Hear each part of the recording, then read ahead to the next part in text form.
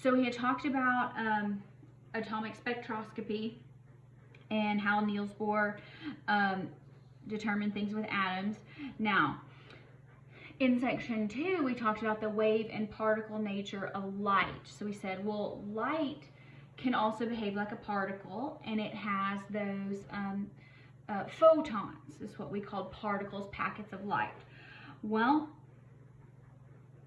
this guy named deBroglie, he said that, well, if waves can have particles, then particles could also have a wave-like character. And he said that the wavelength of a particle is inversely proportional to its momentum. So that would have to do with speed.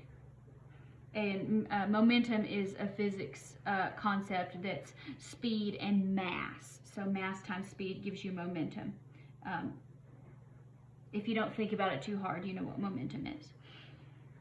So deBroglie said that electrons are very small, so they actually have a significant wave character. So electrons are particles, they are matter, but they also behave like waves.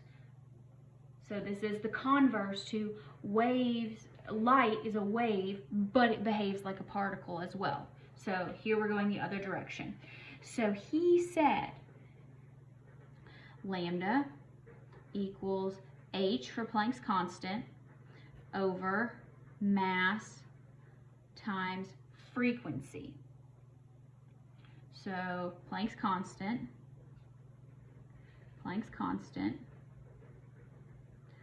over mass times frequency, if you prefer it that way.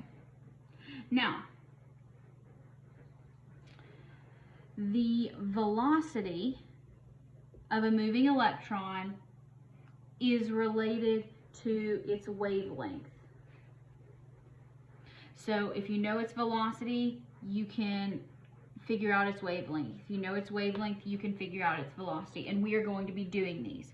So when it says calculate the wavelength, sometimes you'll see this, you may see it as calculate the deBroglie wavelength or the wavelength. You can actually calculate a wavelength of anything. You can calculate a wavelength of yourself if you want to. All right, now it is important here that mass needs to be in kilograms, and that has to do with the definition of a joule, which here I'm going to have to tell you that it has to be in kilograms, because 1 joule, again, this is a reason that I don't like physics, is equivalent to a kilogram meter squared per second squared, which is no fun. All right, so we're gonna need that. All right, information. And if you're gonna take physics, you need to know that.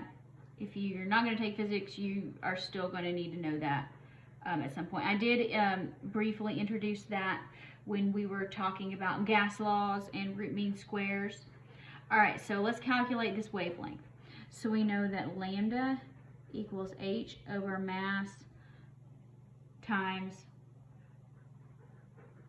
oh, it's velocity. You say frequency, or you can say velocity. There. So, because here we're given speed, we're given velocity. All right, so that's Planck's constant. Now,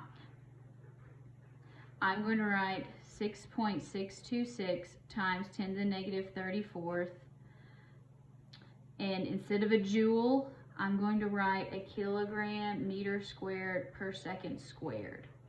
Now, so that's a joule, and then there's a second, because it's a joule second for Planck's constant. Again, you have to keep track of the units here. It's very, very important. Okay, so look, there's a second, and one of the seconds goes away. So as I cancel these units that are squared, the first thing, I'm going to cancel the exponent, and the second time I cancel it, I'll cancel out the actual unit. So you can see me do it that way. Okay, now we have mass.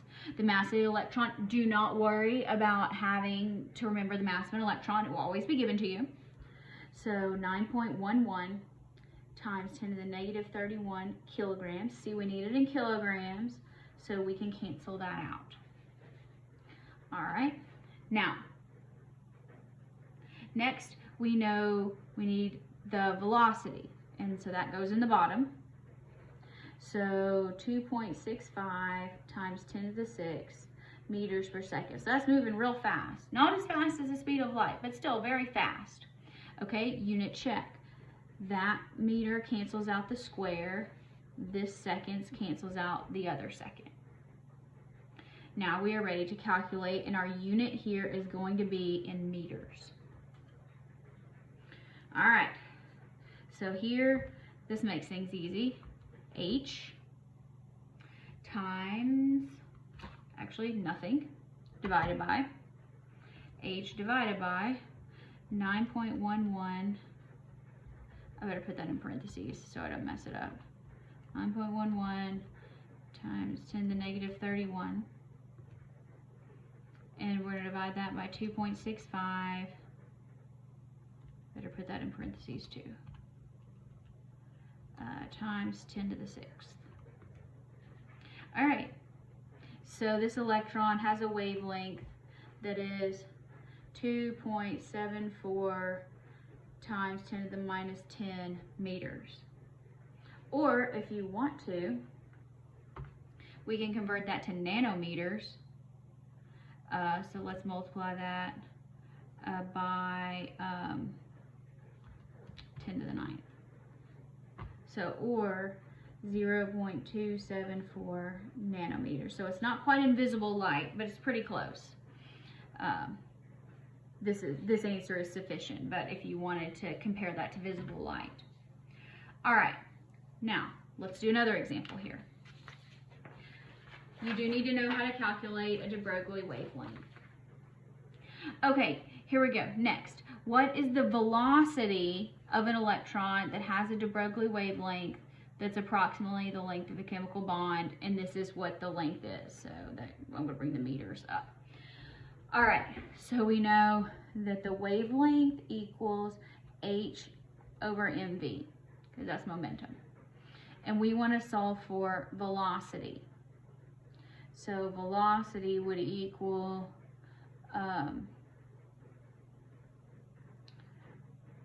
h over m times lambda. All right, so now let's go with this. H, 6.626 times 10 to the negative 34th.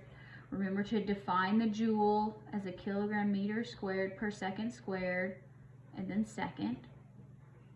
Go ahead and cancel out the first part of the seconds. Mass, so here we're talking about an electron. I didn't give it to you here because it's on the previous page. So 9.11 times 10 to the negative 31 kilograms. Don't worry, on the test it'll always be given to you. Maybe on your formula sheet, maybe somewhere else. Okay, and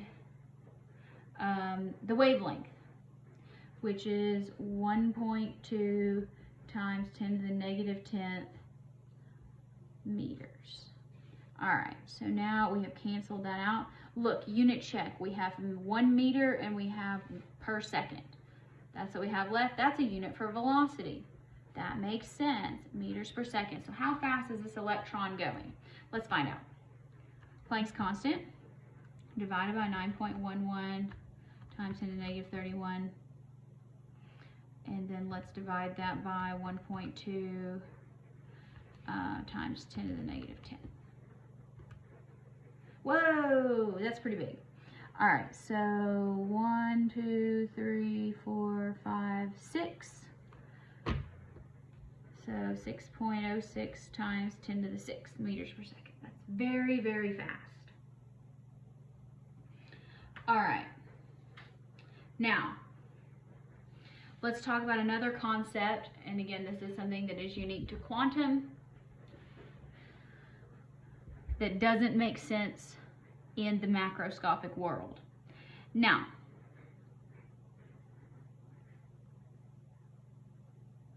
what you would expect if you took a beam of particles and you moved it through 2 slits. You would expect to see 2 slits on the other side. Yes? Yes. That was what would happen if we shined light. Now, if we do this with electrons, instead of seeing 2 slits, you see this whole interference pattern. So those are like waves. And you go, wait a minute, that doesn't make any sense. This is where we get into electrons or particles, but they behave like waves. So this is going to seem very counterintuitive. Just accept it, because remember, Schrodinger's cat says small things behave very differently than large things. So this interference pattern that you see here that shows this wave nature is actually a single electron that is interfering with itself. How can it interfere with itself? How can the cat be alive and dead at the same time? But it is in this thought experiment. So the wave nature of the electron is an inherent property of each individual electron. So if you have an electron that is unobserved, meaning the cat in the trunk is both alive and dead. So if it's unobserved, if you're just not looking at one particular electron, it actually simultaneously occupies 2 different states, so the same electron is going through both of them. I understand. It's confusing. So the same electron is going through both of these.